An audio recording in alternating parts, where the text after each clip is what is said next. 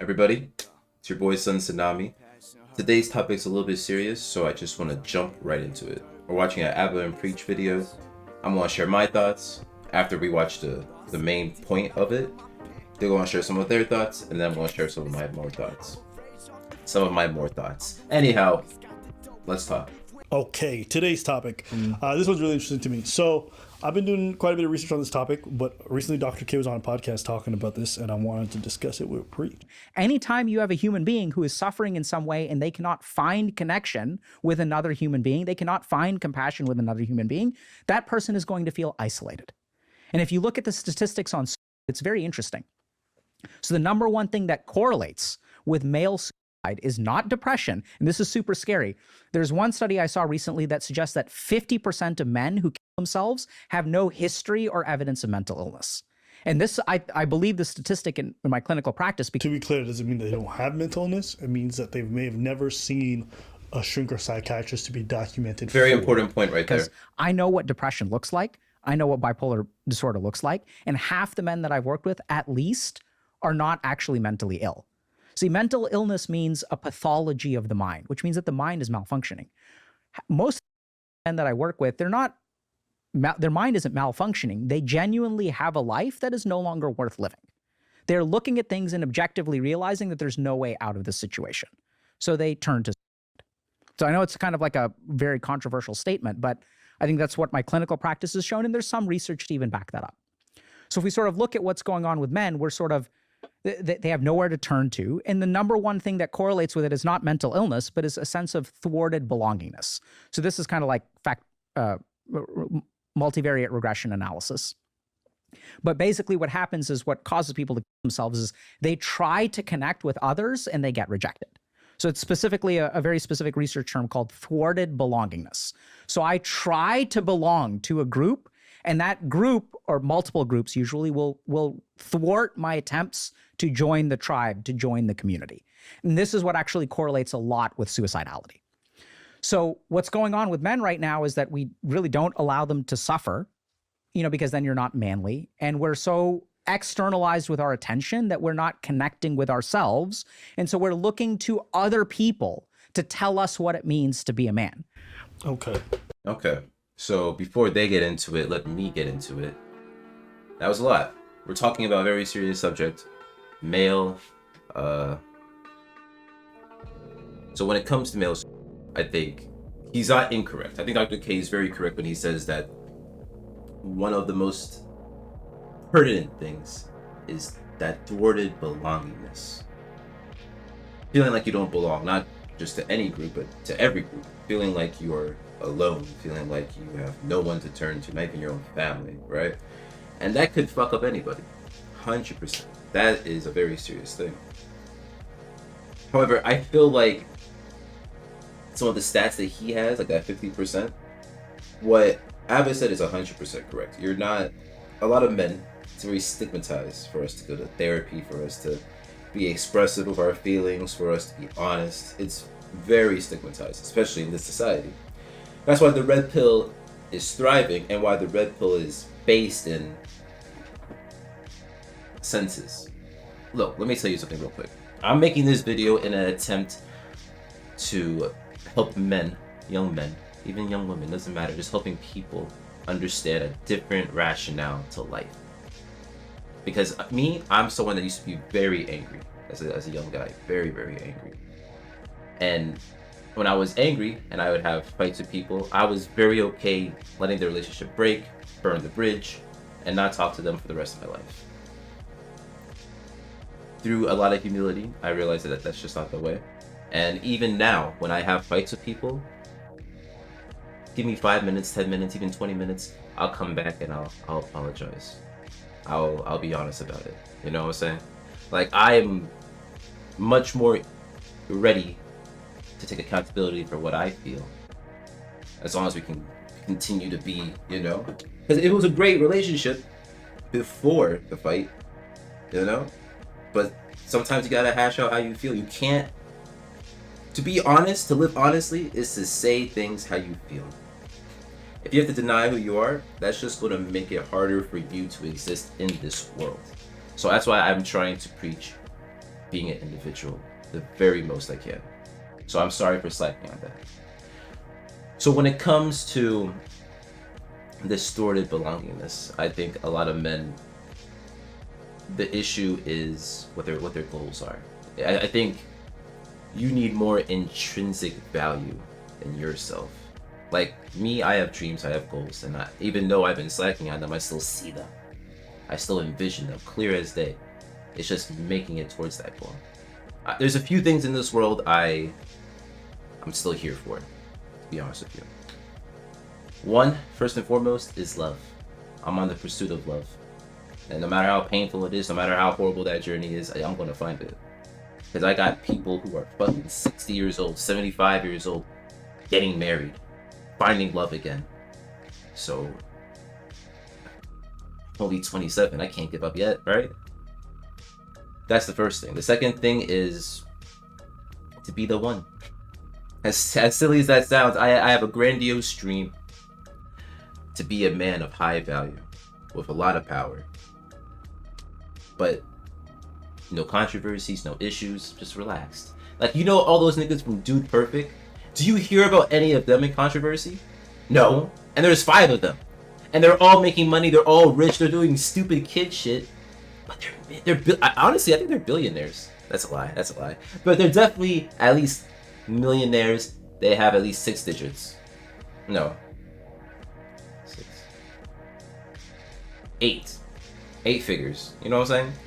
So that's grandiose, but I feel like being a man, one of the things is to have lofty goals. And if you're not dreaming big, I personally don't think you're dreaming. So, but what Dr. K said, I just feel like a lot of his information, he just needs more of it. I think he'd make conclusions a little bit too soon, because you have to think about just the culture of men in general, especially now in this new digital age. While they may not exhibit signs of mental health or any issues, right? Like, you can be fucked a little bit mentally and not be diagnosed or not have, like, you know, the noticeable or the standard symptoms. Like, you could have someone that has Tourette's and you could just assume that this person just likes to curse a lot. There's sometimes you could just never know. Truly, you could just never know. There's just so many people, so many scenarios, so many lives. So for him, I don't know. I think that statement's incorrect.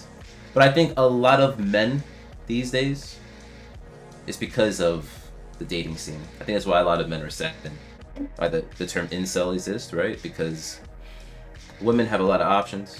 I think my dad told me once there was like 15 women to 1 man, especially down here in Florida, or I guess no, in America. So it's not an easy dating scene. I get that. I'm not saying give up, but it's gonna be tough. Anyhow, those are all my thoughts that I had from that one clip. So let's see what they have to talk about. Abanpreach.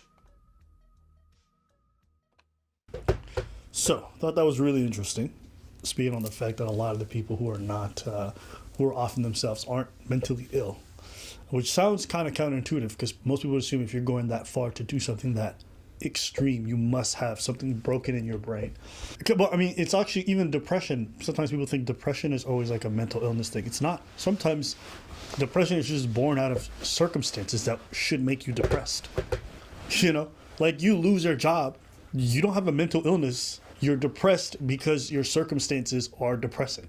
And people can't sometimes separate those two things. They think that the symptoms that are arising from real life circumstances are always born from that. But like, no. You know, losing your girlfriend or your partner after a long time of being together and being severely depressed after that, that's not mental illness. Right? You don't have some pathology. You have circumstances that make your life incredibly difficult. The symptoms can seem very similar. 100%. But the pathology, like why you get there, is completely different. There's a difference between circumstances and chemical imbalance in your brain. Sure. It's 2 different things. Yeah, definitely. One thing that he said that I thought was interesting, he mentioned the term thwarted belongingness. And I ended up reading up on this quite a lot because I was interested in it. And I think he said something about multivariate regression, so maybe that's what he was referring to. But it's not actually just thwarted belongingness. Thwarted belongingness is the idea that you try to belong to a group or try to belong to somebody and your feelings are rejected or not reciprocated in a way. You're in a relationship with somebody and you're constantly trying to shower them with love and things like that, but it's not reciprocated. A father who tries to connect with his the mother of his child and the children and can't. They can sometimes feel a tremendous sense of thwarted belongingness because like the one thing that they really want to belong to, which is his family, they have a hard time connecting. But it's not just that. What ends up happening is there's like three things. There's perceived burdenness. You know when you're a burden, the idea of being perceived as a burden, okay? That's the term. I can't say it. Burdensomeness. Okay, it's a really hard word. Burdensomeness. Burdensomeness. God damn. Burden. Not that hard. Adding extra. Burdensomeness. Yep, you're burdensome. Yeah, exactly. Yeah, I get Like it. bothersome, burdensome. This is why I Yeah, I don't have get a it. degree. Anyways. Amen. Okay. Amen. High school dropout right here. Amen. I can read, but I can't pronounce everything. I got a degree. Hey. Now, this is basically the idea that you are a burden to others. For a lot of people, that can lead them to a severe depressive state where they feel like my parents think I'm a burden because I still live at home and I don't have my degree. My partner thinks I'm a burden because I don't have a job and she makes all the money, or vice versa. Or I can't give my partner any kids because I'm bad. So there's a sense of burdensome that you feel towards the other person that can put you in a severe depressive state. But even these two, in conjunction with each other, actually don't lead to offing yourself. It actually takes a third factor, which is probably the most important one, and this is hopelessness. When you combine those things with hopelessness, there's a huge correlating factor with that and self-deletion. I'm sorry to interrupt, but this is why I'm okay. I'm about to cry. Oh god, this is why Tsunami is still here. Because thwarted belongingness, in spades. We've dealt with that shit in spades. Right? Tough one. What was the first one he said? Perceived burdensomeness. Ooh, yes. That's another tough one that even now to this day I still struggle with it. Oh, geez. So that's why I'm trying to preach this individual shit, because being hopeful, the one thing I have in fucking spades. Being eternally hopeful that you're going to make it out of whatever situation you're in and that you're going to be the one that's going to be the best at everything that you do. To be able to believe in yourself so much that even when you lose love, even when you lose anything, a body part, even when you are physically, mentally, spiritually handicapped in some way or form, but you still believe so hard in your mission that you let nothing, fucking nothing, interrupted. It's all just minor inconveniences in the way to your goals. Fuck, you can do anything. So, hey, that's why I want to inspire people so much to believe in themselves, because that's where hope comes from. That's where being hopeful resides, intrinsically, in the self, in the soul. So please, for your sake and for the sake of the world, believe in you. Huh? Oh, jeez. Whew! Did not expect that. So I thought it was super interesting because in thinking of some of the people that I personally know who've taken their own lives, those three, or have attempted to, those three factors were very much there. They're like, why am I even here? I'm a hindrance to others. They don't want me around, and I don't see this changing. It hasn't changed in so long. I should just off myself because it's logical. Now you watch, he's like, that's never a logical choice, but I want you to understand, you're seeing it from your perspective. I'm trying to see it from theirs. For them, it is a logical decision because they've met those three factors. They don't want me around. I am a burden to them, so I make their lives worse by being around and breathing the same air. And this isn't going to change. Once they meet those three factors, they decide, no mental illness. Here's what's funny. This isn't a new thing. You know, in African folklore, they often talk about how old people, when they pass a certain age, okay, they are given their final hunting tools and sent off into the jungle to hunt one last time.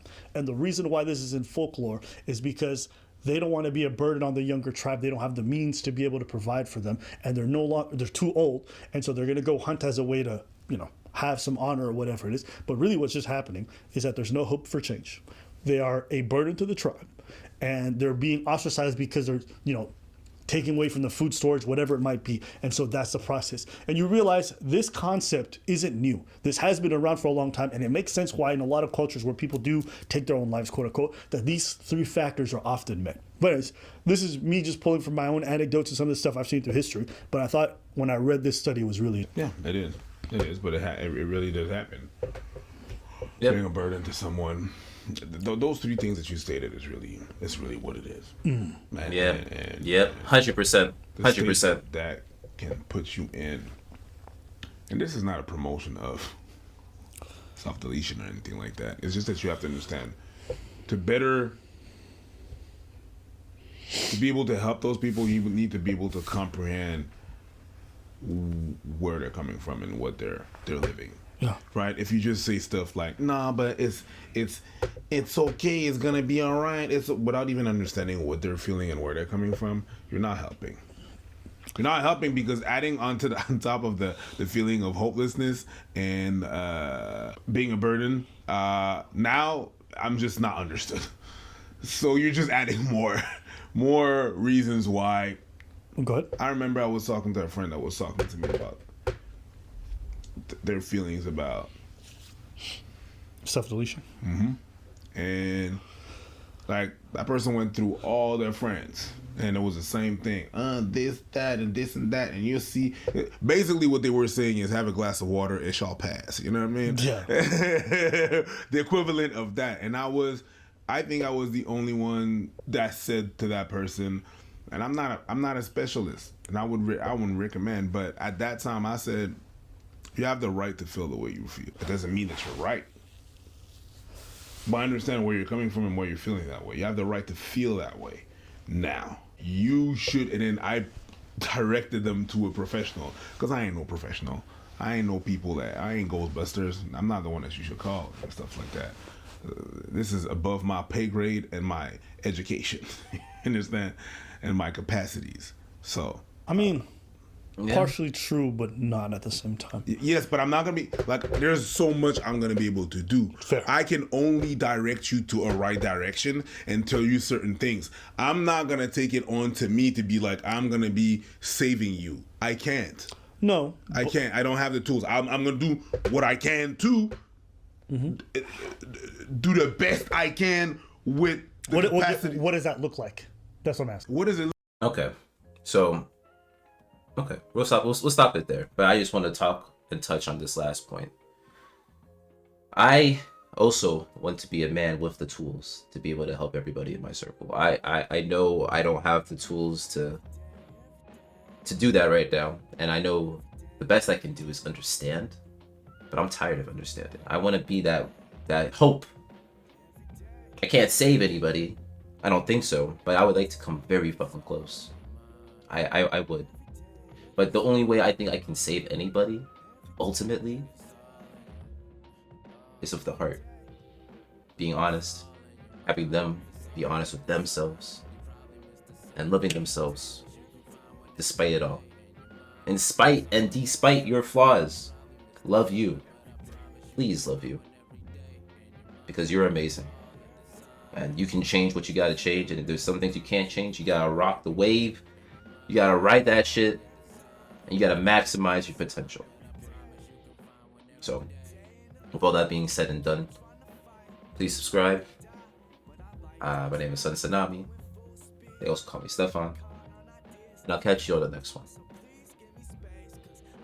Peace.